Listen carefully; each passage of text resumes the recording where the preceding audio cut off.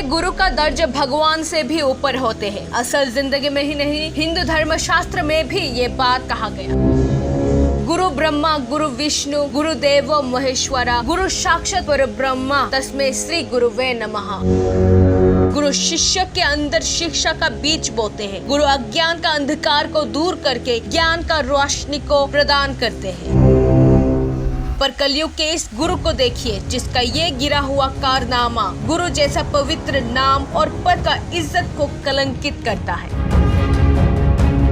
Sabroom sub division के चालिता मनुबंकुल higher secondary school के assistant headmaster बादल मजुमदार अपने स्कूल में क्लास 11 में पढ़ती छात्री को परीक्षा में पास करने की चाल से उस छात्री का शारीरिक शोषण करते जाते हैं। स्कूल छुट्टी होने के बाद अकेली छात्री को जाने न देकर अपने मंसूबों को पूरी करने की कोशिश करता है। घटना जानने के बाद उस छात्र के चिंतित माता पिता पुलिस में कंप्लेन भी करता है। अब देखना बाकी ये है कि उस छात्र को इंसाफ कैसे दिया जाता है।